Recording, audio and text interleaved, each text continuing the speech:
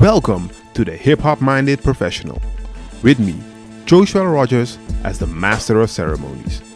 If you're interested in knowing how rapping, DJing, breaking, graffiti, and the hip hop culture can positively influence your mindset, then you are in the right place. On this podcast, I speak to various professionals with a background in hip hop and go into how this background influenced their mindset and careers. Good day, ladies and gentlemen. Welcome back to the podcast. And today I'm talking with... You are talking with Devin James. Hey. And what's up, brother? I'm doing good. How are you doing today, Devin? I'm good, man. I'm good. Chilling. Chilling? Yeah, we were just talking about Thanksgiving. You had a good snack giving that you're still recuperating from at the moment. Yeah, Snacksgiving. Snacksgiving. Snacksgiving is like everybody brings snacks, and then due to the fact that usually my mom's cooking a turkey and preparing the dinner, and that sometimes when you're in that mode, like you don't get to experience everybody, like all the people, all the family that's there, because you're coming in and out. And so we ended up just saying, okay, we're going to bring a bunch of snacks. Half the time we get full off the snacks anyway. And so then we ended up just different waves of snacks as different people came in. And then everybody got full in the end. No real cleanup, no real anything like that. And everybody got to participate and have more fun as a unit. Exactly. So you guys just went with the flow of the day. And speaking of the flow of the day, tell the people, what is it that you do actually? Well, let's see here. As part of the flow, I do flow therapy. Now, flow therapy is what's deemed as, it's kind of like an alternative form of narrative therapy, where you take your troubles, you take your challenges, you take anything like that, and you separate it from yourself. And then you kind of like go like this. It's like, here's your problem, and you got it in your hand, and you go, okay, I'm going to narrate this problem right here. And I'm going to talk about, and I'm going to tell stories about it. And I'm going to tell exactly like what it is about it. And it's kind of like a still life drawing of your challenges with words. Mm-hmm. And then you're able to say, and you're able to explain. And sometimes in doing that, you're able to kind of figure out other stuff about this issue that's going on that you didn't really know about it when it was still in here. Yeah. So that's one aspect of the flow. That's the heavy stuff. Then there's ad flow, where I'm talking about different products. So there was somebody that approached me, like, for example, on LinkedIn, someone approached me with this product called Rip Pack, which is like this. It's like this powdery stuff inside a package, and you use it if you're out and you don't have access to your toothbrush or any kind of like dental hygiene. Yeah.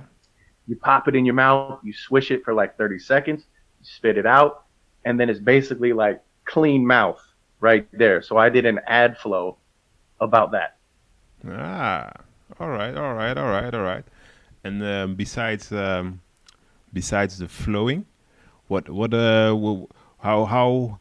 else do you do? So the day job is in accounting. It's revenue audit. It's accounts payable. It's completely opposite of what the right brain flow is. Yeah. But it's still like, there's still a part of me that has this left brain side that you can even use in the flow to make it very exact, to very, you know what I'm saying? Because sometimes music is still patterns, even cadence as you flow is still patterns. So Yeah. that left brain is still enacted. You know what I mean? Yeah. Yeah. Yeah. Yeah. And how how did you get into hip hop? Hip hop. Oh man. So the story with hip hop goes, I was 19 years old, and I had been like a rock dude Yeah. like most of my life, alternative rock, whatever have you. And then started getting into hip hop. Like I was in the dorms, and I had friends who were listening to hip hop, and I had written poetry when I was like 17 years old. And so I'm like, wait, this is like, this is poetry. This is a form of poetry right here. And so then I started listening to him. I started writing, and I would listen to everybody. Like I listened to Outkast. I listened to people like People Under the Stairs, Tech Nine, like The Far Side. Like I took it all in, Atmosphere, like everything I could get my hands on. I just listened to it all, and I would kind of like write as I listened to them. So it's like if I heard like a Deltron Yeah. verse, then I would kind of like take what I heard and start being like, oh, okay, like I'll kind of start writing in a Deltron kind of way. Or like if I heard Big Boy or Andre rap, then I'm like, all right, I'm gonna start kind of like writing like that. So then it's like I was getting my words, but then I was also getting like, okay, how are these different flows coming in? Like, oh man, I heard that, like I heard Tech Nine, and I'm like, oh whoa, like now we've got this like motor gun, like chopper type vibe, and I'm like, oh man, I wonder how I could do that. And so then it was just a full year of writing, and then I head off to the Evergreen State College. Yeah. I was there for 6 months, but in that time, I I met Ben Haggerty, aka Macklemore. Have you ever heard of Macklemore? Never heard of him. Never heard of him. Okay. That's sarcasm. Sarcasm. Sarcasm. Yeah, I know Macklemore. I was looking at your face. I was like, oh, dude, he's never heard of Macklemore. So, so I hook up with Ben, and I record my first 8-song EP in his apartment in Olympia, Washington, while we were going to the Evergreen State College. Yeah. Yeah.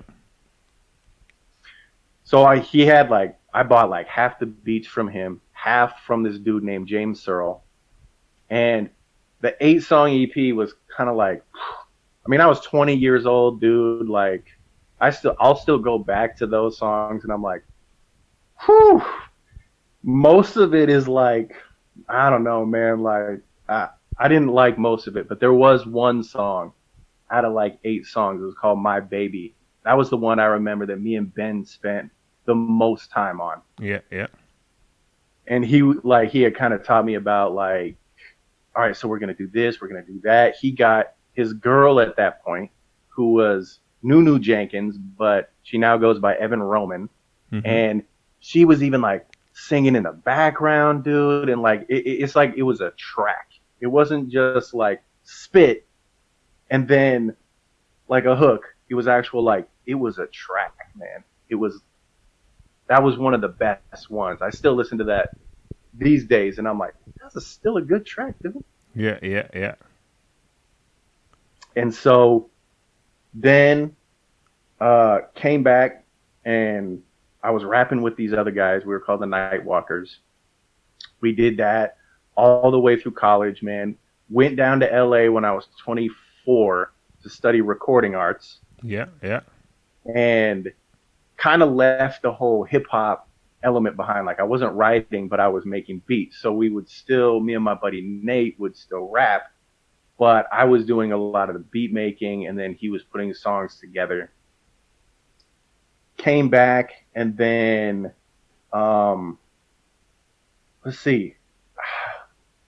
Oh, came back from LA, and then during that time, I had become like a full blown, basically alcoholic. Like it was it was bad, man. So I came back, and I came back July of 2011. By Mm-hmm. November of 2011, it was to the point where I mean, like I would be drinking five tall boys coming back from getting off of work, five tall boys, which is the equivalent of 10, 12-ounce beers Yeah, yeah, yeah.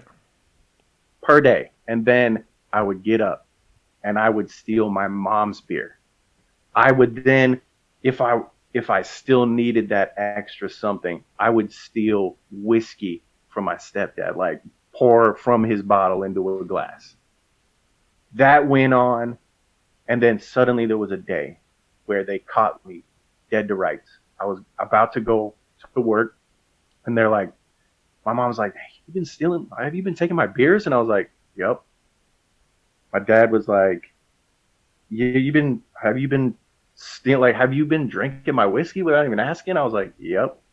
So then I was right there, boom, like everything just like, I don't know, man, like I just felt terrible.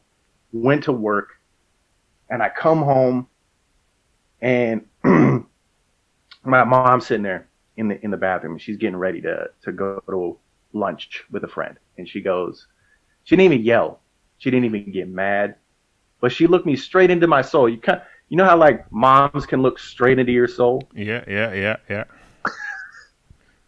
and so she looked into my soul, and she said words that I will never forget to this day. She says, "You'll never get what you want if you can't get this controlled." So that stuck.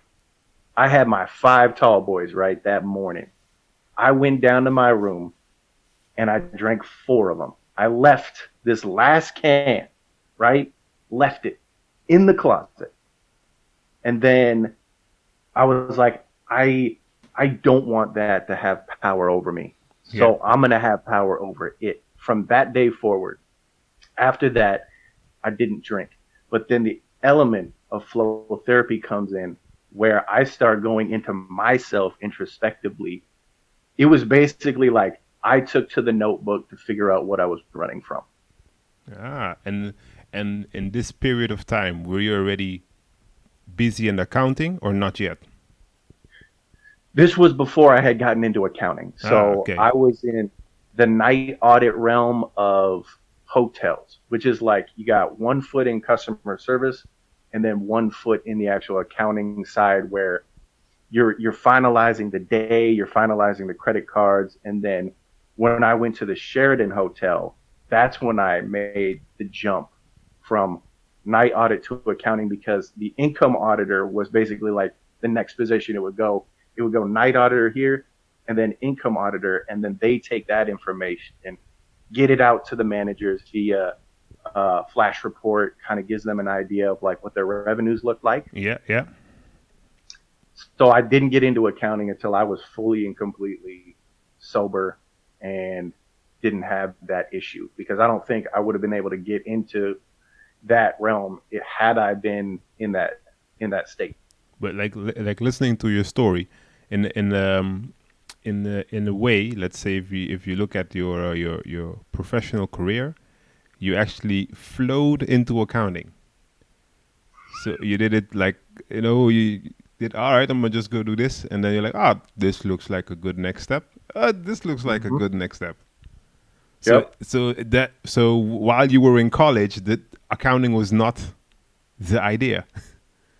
No, it was like I was floating around in college, man. Like I had gone to OSU, Oregon State University, and I was there for a little while. And then I went to the Art Institute because I've got like I can draw, but Hmm. then I was like, oh, what about drawing as a career? And then I was like, oh man, but then this is like corporate drawing. So then I'm like, but I'm like an artist, man. So I had this like young dude's ideals, and I was like, no, I don't want to do that. So then I go off to the Evergreen State College, and then I come back and I go to Portland State, where I'm basically like at the end of my bachelor's, I got an arts and letters degree with a music focus, which it can't really do a lot.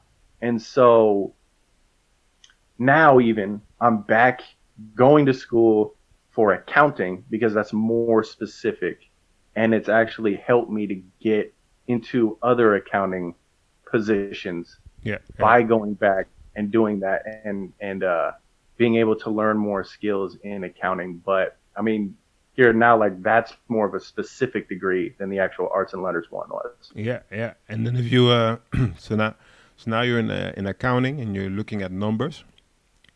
If you would compare numbers to writing poetry, what are the what are the all of a sudden I can't come up on the word. Um, what are the likenesses to both? It would be like I would say numbers have to do with word count Uh huh. and syllables because, as you know, when you're doing 16 bars and you've got like a 4/4 time, you Yeah. know, either you're doing like this da da da da da da da da da da da da da da da da da da, or if you start like learning the chop method, you take that and you go like da da da da da da da da da da da da da da da. So there's math in how you spit it, Yeah. but in poetry, what I like about it is that you can kind of go off time. So it's like you can go like, man, I'm sitting here, but I'm talking about. You could have that kind of linger, and then we're just kind of flowing it out, and then like, so then we're gonna get into numbers and how that rhythmic pattern makes me start thinking about how I'm gonna spit from here to Saturn, stuff like that. Yeah. Yeah. So then you start looking at math like, okay, how did that even come into play? Because I'm like I'm spitting here like da da da da da da da da da da so it's like how do I want to move the audience? And sometimes when you take those, sometimes it's in the numbers that builds. Like, how am I going to leave them off here? How am I going to build? Like, how am I going to build to resolve the build to resolve the build, high climax, and then bring them back down again? And I'm going to do that by building in a systematic way. Yeah. Yeah. Yeah. All right. So that's a real logical way of looking at something creative. Yeah. Yeah. Or a creative way of looking at something real logical.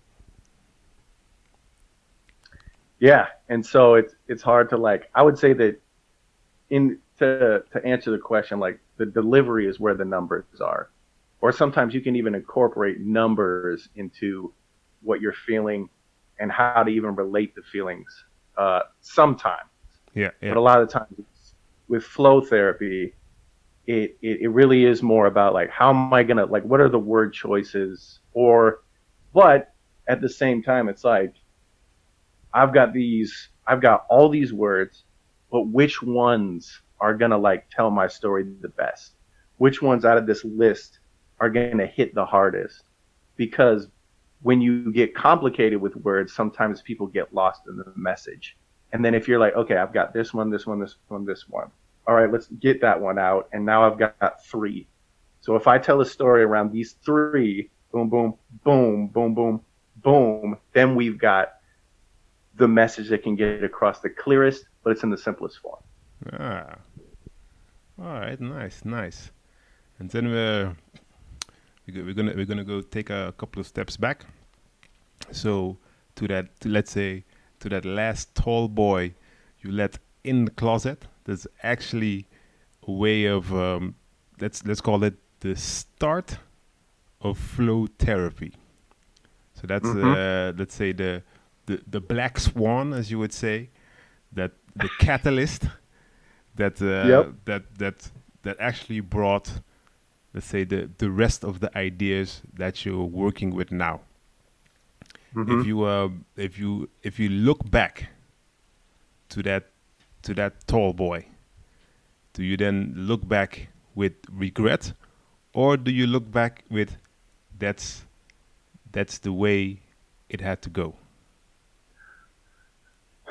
honestly, I don't think there would have been flow therapy without that last tall boy. So the regret aspect was that I even had to go that route. But then Mm-hmm. again, I wouldn't be talking to you, I don't think, without that, without that, my personality, which is largely an addictive one, Mm-hmm. went down that path.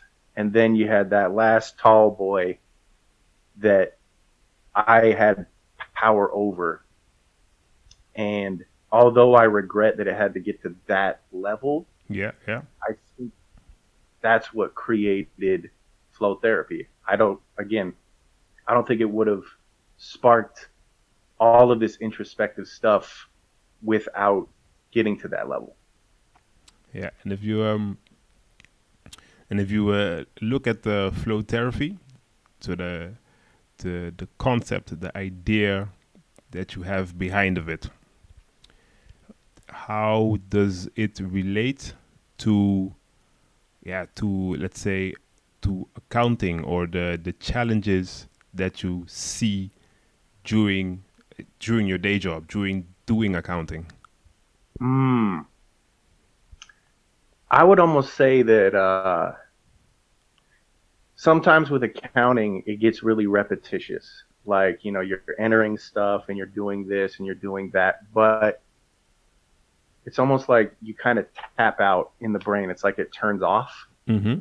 Uh, Sometimes the flow, or sometimes if I got a notebook around, or if I'm doing this stuff, like it's very rhythmic and patternistic, and I'm starting to think of other where like I'm starting to think of a flow, and Mm-hmm. I've got it kind of right there. So I would almost say it engages a creativity, it engages another aspect of the brain that is right triggered while you're doing left triggered stuff. Sometimes if you're coming to a standstill, like on how to solve a problem, Yeah. being able to engage the flow and to be able to kind of be like water, and maybe think about it in a different way. Go over to the right side. It can allow you to solve a problem and get around an obstacle rather than having it kind of stand right in front of you. You know what I'm saying? Yeah. Yeah. Yeah. Ah, okay. And then, like you said, being in accounting, being a numbers guy, sometimes you have to also be able to explain the numbers to someone who is not a numbers person. How does your you getting in touch with both halves of your brain? How does that assist you in that aspect of your work?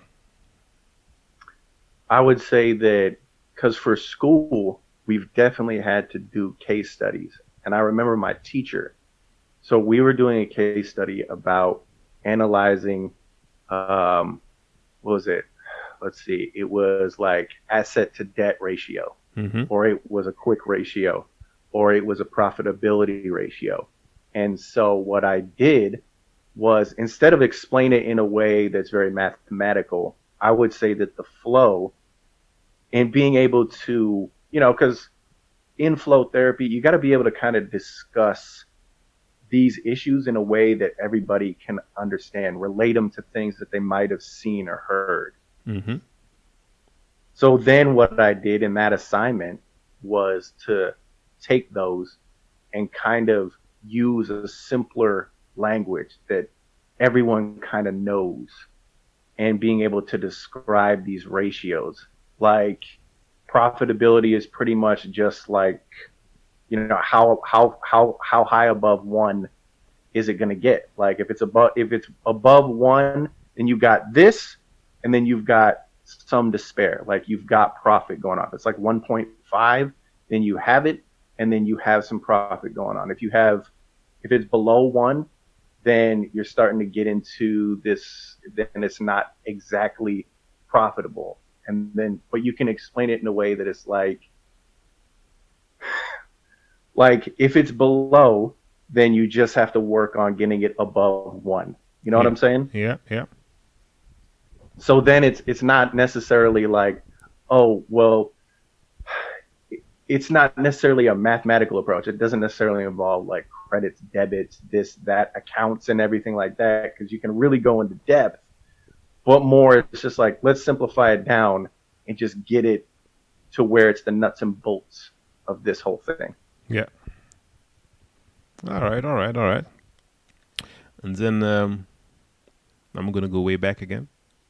Go back to when you got, let's say, got into the rap hip hop side of life.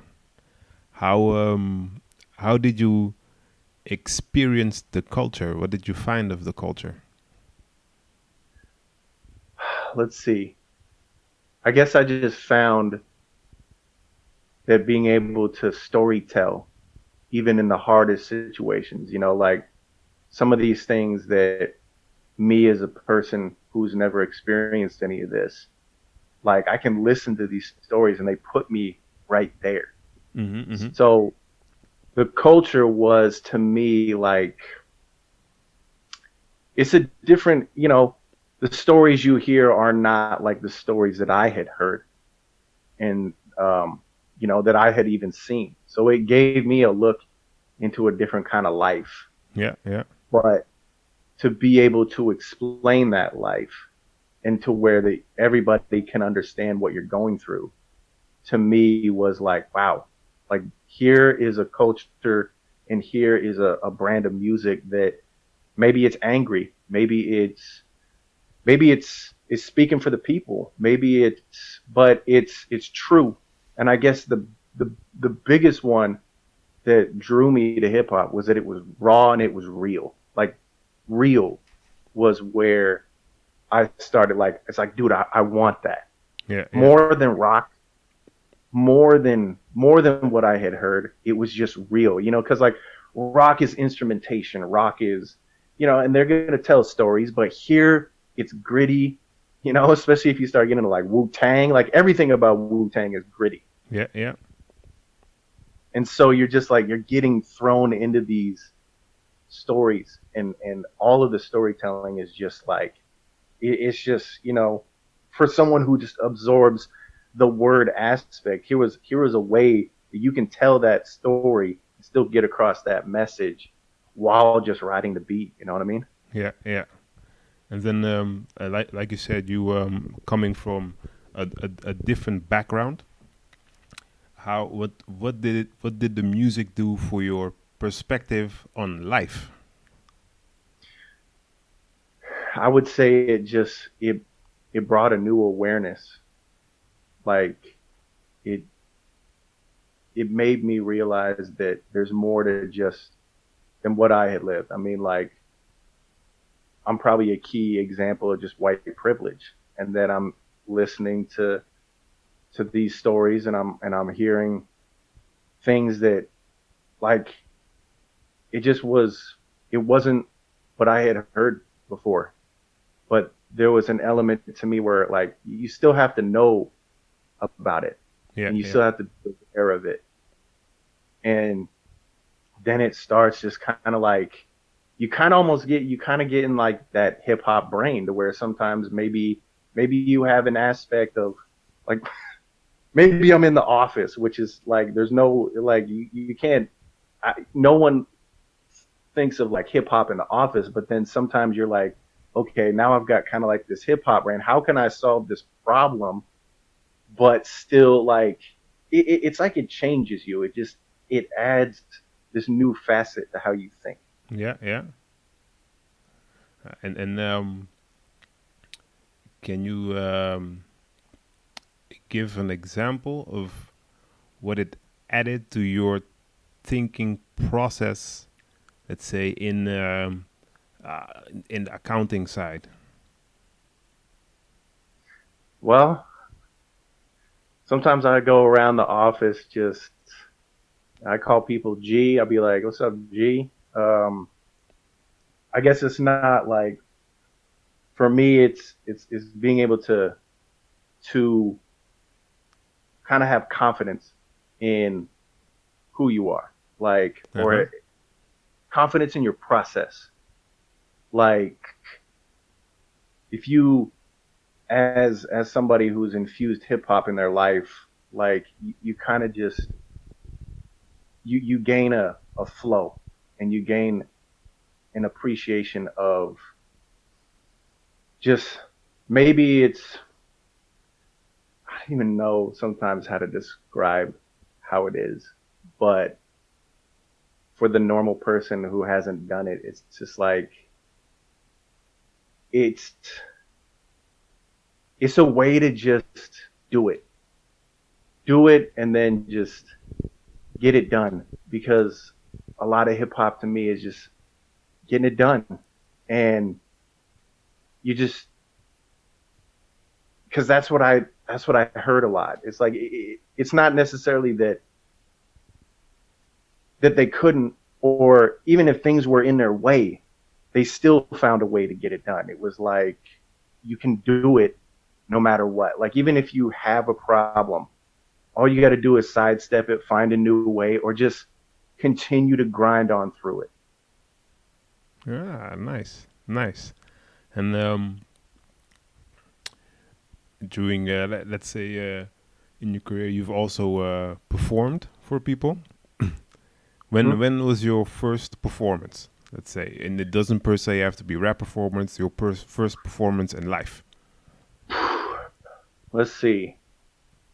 When was it? It was so I was back.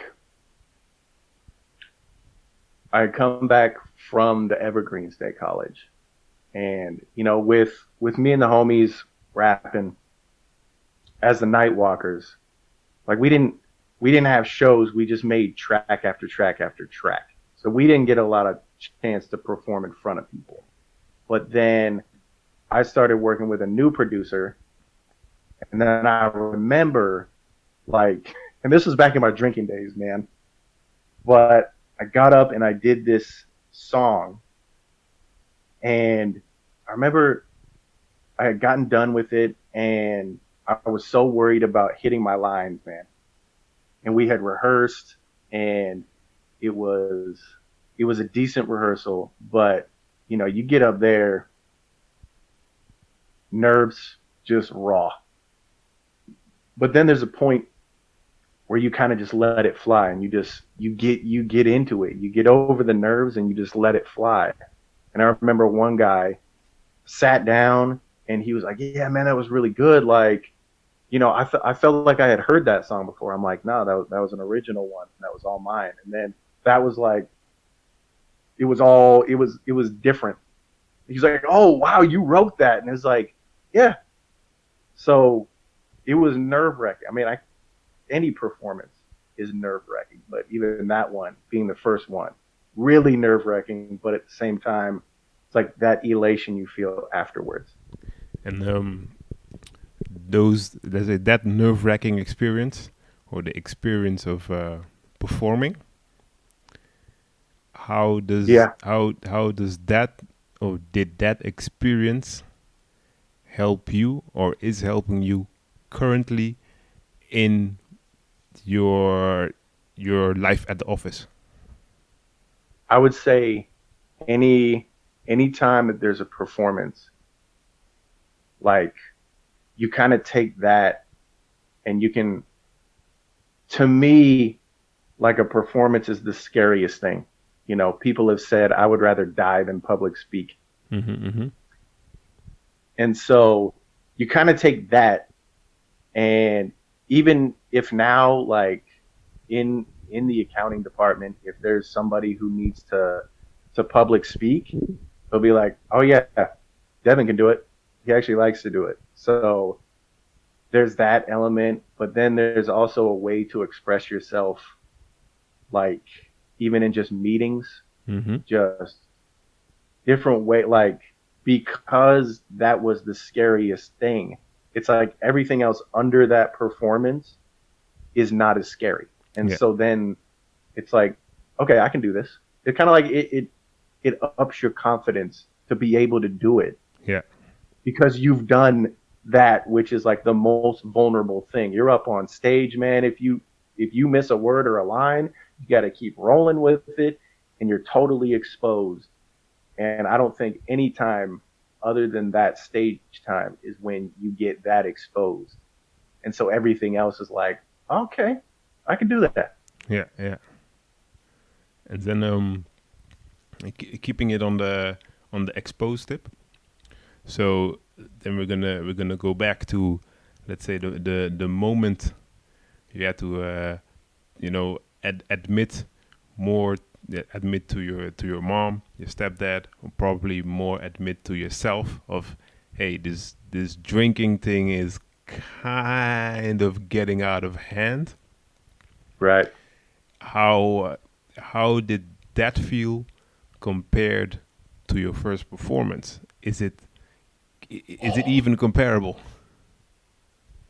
I would say that it kind of is in a way because that kind of anxiety and nervous, it's like when you get called out, it blows a hole in your soul and you're just kind of left feeling like the wind is just blowing through you.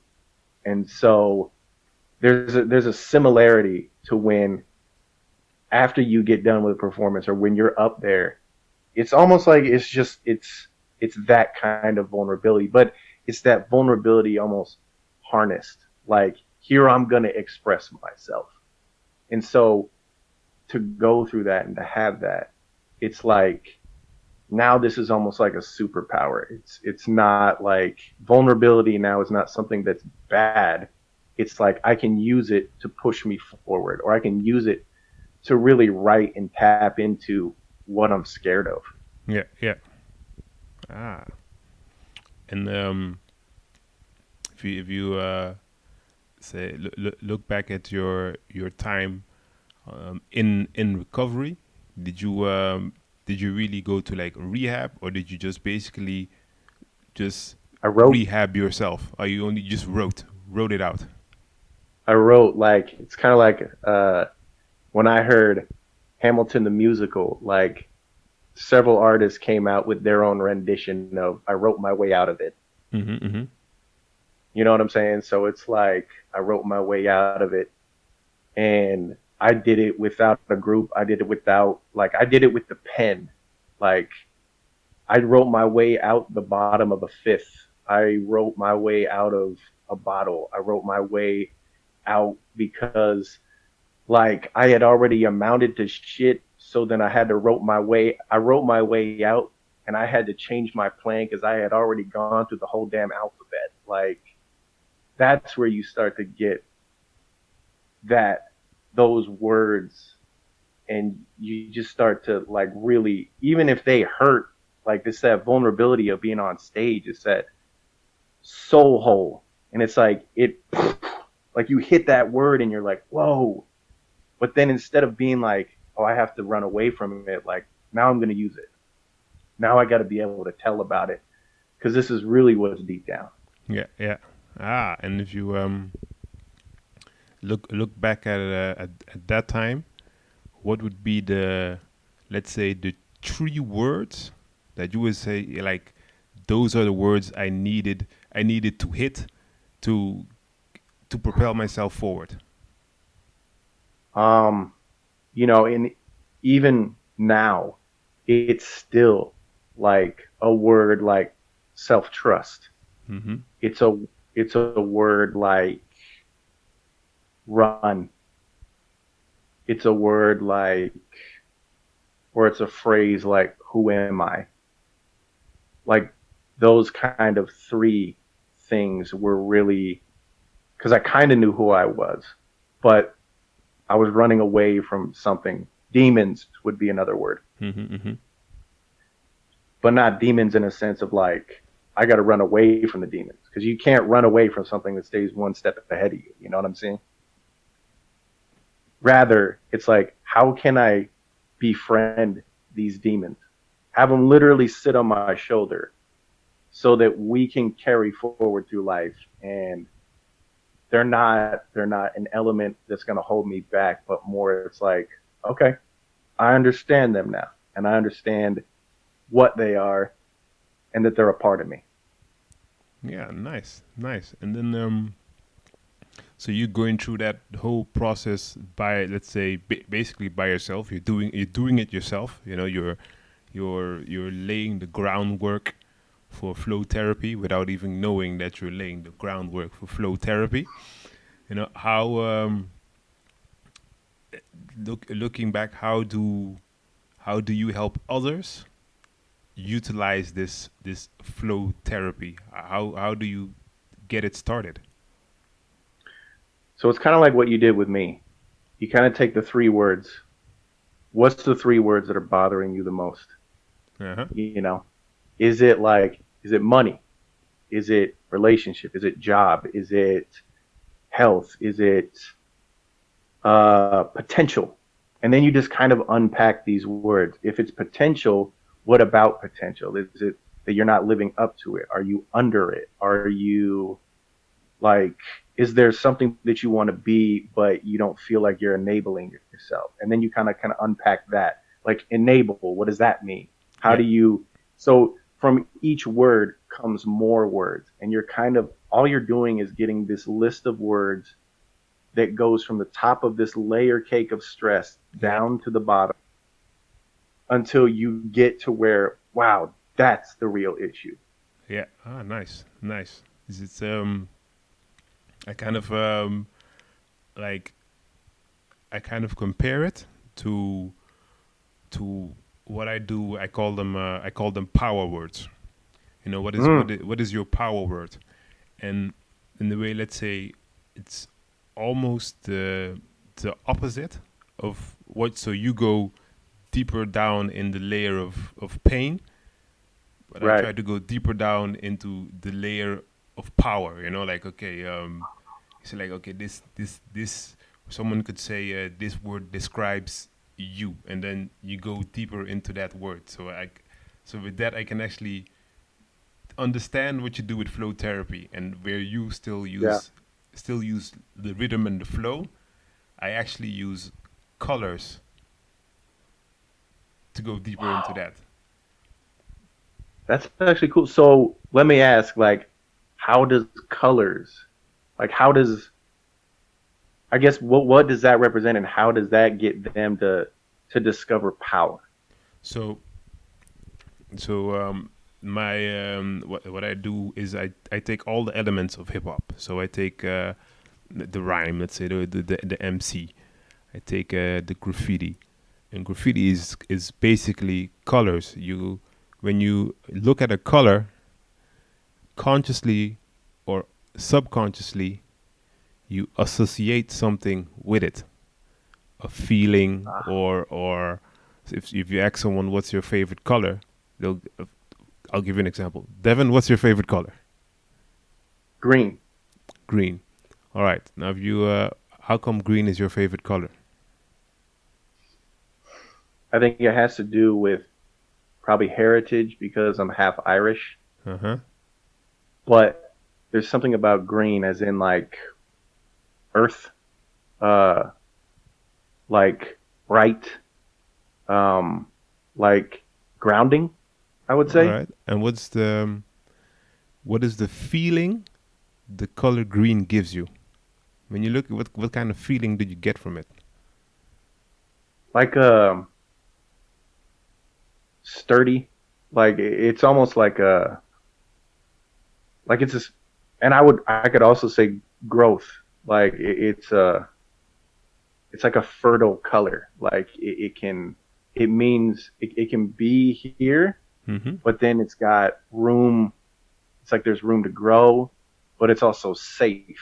Like in that you can be safe in this growth. Yeah. Okay. So now imagine I now specifically went into the color with you immediately. But if I would ask you to, like, one of those words that you said earlier, to draw it and give it a color, you're gonna start coloring in it with that's all subconscious. The color you choose, it's all subconscious. It could be, let's say, one of them you might color it black because it's so dark. But when you're Right. coloring it, you're not thinking on, yeah, I'm gonna color it black because this is a real dark word. No, you're just coloring it. And then Yeah. afterwards, someone asks you, but how come you chose those colors? And then you go deeper into the layers of colors. You also go into deeper into the layers of the word. Man, that's crazy. So it's Wow. just like you said, yeah, my favorite color is green. And then I ask you, what, how come? Then, it starts to work out. All right, yeah, no, it's this and this and this and this. What is the feeling you get from green? Yeah, it's kind of this and this and this and this. And you're like, ah. And then I can even take your feeling of green and throw it right back at you. So you were looking at growth, at the sturdiness, and it's actually within flow therapy. What you did is you were looking at growing beyond what caused you to fall in to the addiction. Yeah.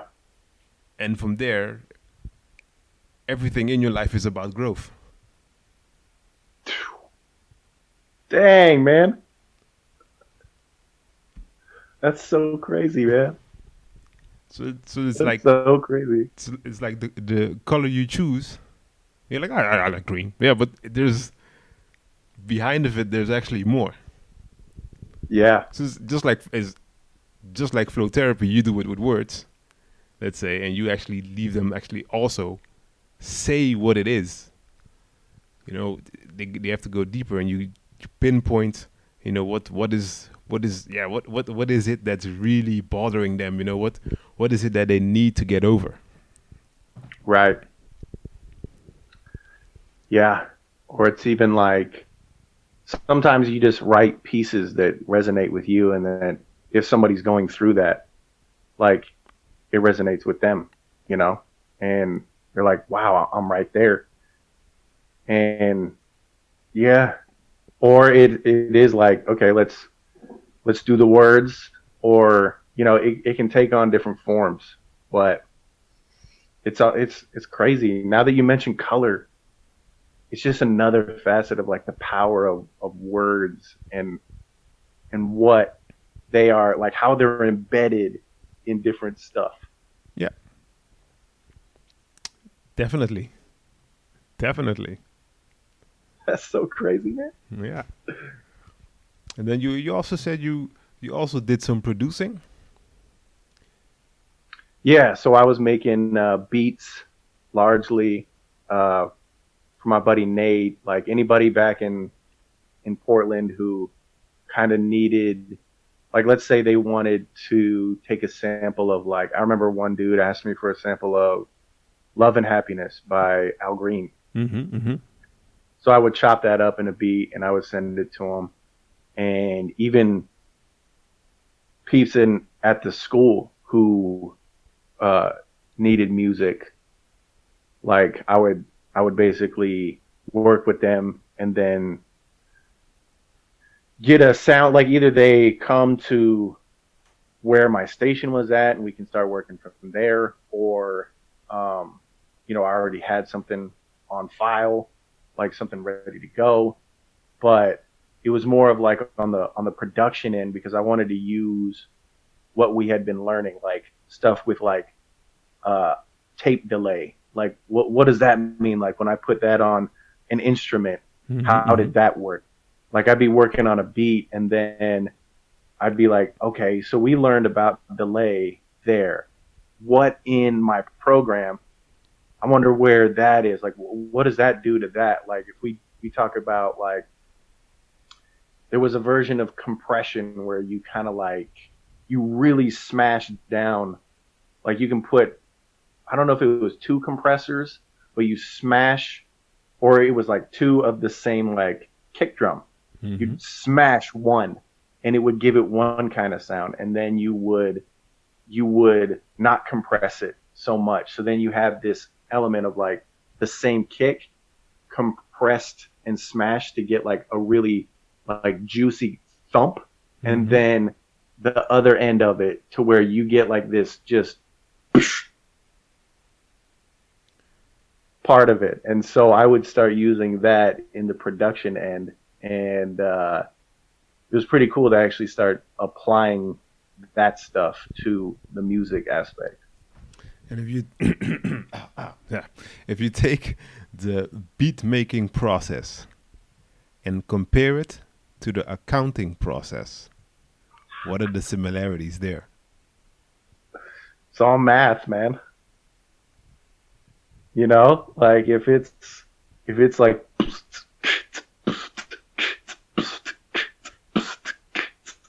and then you're sitting here like rhythmically, let's say I'm inputting invoices. I beatbox sometimes while I put invoices in. So I'm just sitting there,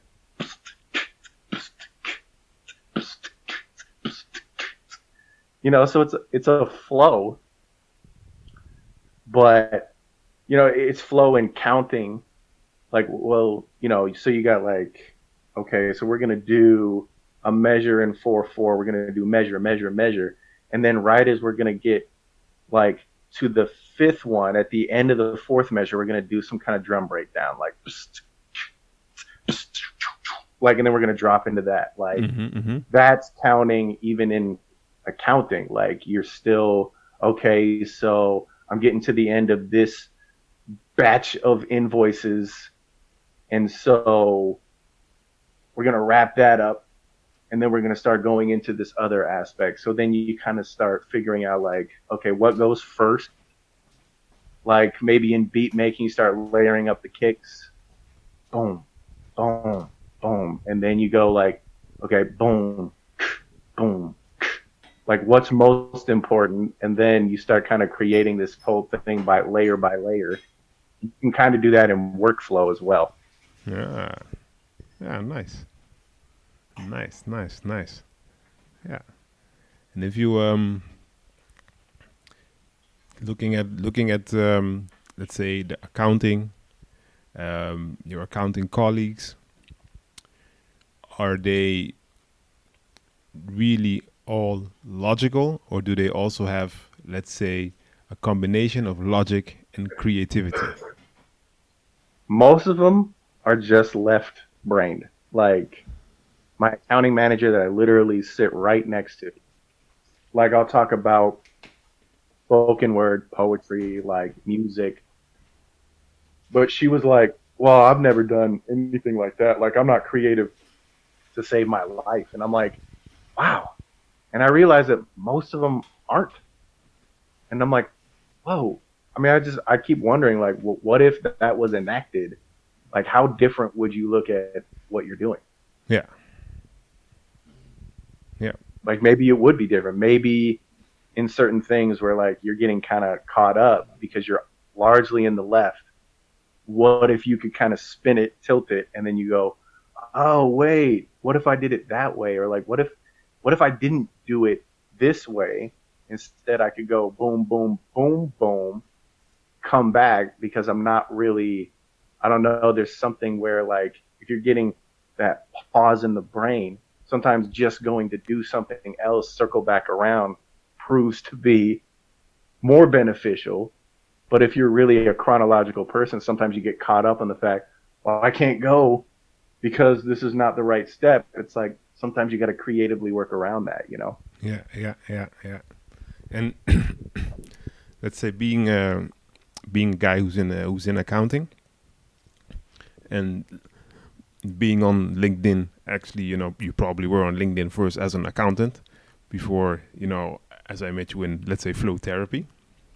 How did you how did that transition go from, let's say, the real professional LinkedIn profile, as in I'm this accounting guy, Right. to this is the complete Devin, so accounting and flow therapy? I think it started as like, because I had a bunch of endorsements for like audio, because I put Mm-hmm. that down as skills from what I had learned. So I already had that. But then I'm like, okay, now I need to add this accounting side. So then there is that aspect, but then you start doing these videos where it's like I can't have one profile for one profile for the other. Yeah, I yeah, just didn't want to do that. So I'm like, there's got to be a way to fuse both.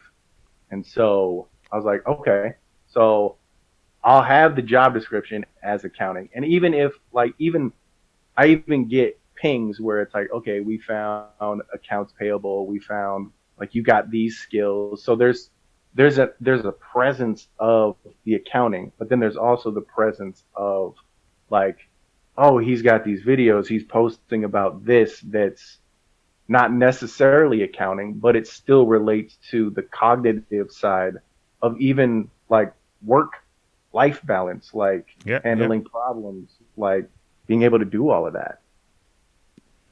Ah. And you having a, let's say, a balance in your left and right brain. How does your creative brain and your logical brain help you in maintaining your work life balance? Sometimes it's a battle because sometimes what the heart wants is resonating largely out of the right. Yeah, You know what yeah, I'm saying? Then what is logical and what stepwise you need to do comes out of the left. And so sometimes they both kind of fight each other. Like right now I'm probably at a point where like there will be like I want more in the left, like I want to do more in accounting. And so I'm starting to look, but then the right brain is like, how resonant is it? And that maybe, is there a way to fuse the left and the right to create like this? yeah, Like, to where they're not necessarily separated, but you can do both. Because I believe like both are inherent in now who I am. yeah, yeah, But there's got to be a way, like, so they can battle, but then sometimes when you can get them back equal and you can get them kind of on the same plane, then you can start pushing them going up. And I think that's kind of where I'm not trying to deny the left. The left is not trying to deny the right. The right is not trying to deny the left. Now they can kind of start to work together to be like, all right, let's find a way that we can do them both. yeah, yeah. Ah. All right. And if you would, if there's one lesson that you would give to the listeners out there, what is that lesson? The most resonant one, even as of late, follow your gut. Even if the left side says, well, this is what you should do. Like I was just talking to my mom this weekend. She came up with a great line. She says, "Stop shooting all over yourself." And when people hear that, they go, "Wait, what? What'd you just say to me?" Because it sounds like stop shitting all over yourself, Yeah, but stop shoulding all over yourself. So sometimes the left brain wants you to should. You should be doing this. You should be doing that. But then your right brain is going with the heart, and it's like, well, but that doesn't really resonate. So in between, there's kind of like the gut where it's like it's gonna give you this tension when it's not right, and it's gonna release when it is right. I would say really focus on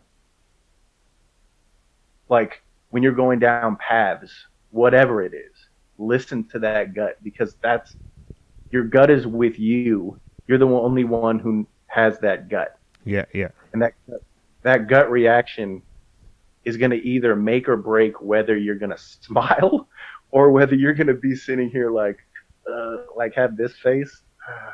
I don't know about this. And so I say, trust the gut. all right, all right, all right, all right, all right. I was planning on exiting on that note, but then I thought of something and I was like, actually, Devin is the guy to do it. So let's say you battled your alcohol addiction in the past. For those people listening that might be battling addiction, what is the tip that you would give them? I would say, like, for me, it was like when I was in this ethereal mode, when I had just enough to drink and before I was completely like slaughterhouse drunk, that I felt nothing. I would say get to the bottom of why you want to feel nothing. Yeah. And instead of trying to run away from it, dive into it. Like, first you can go, your feet into the water, then you get deeper, you got legs in, and then you're getting like waist deep.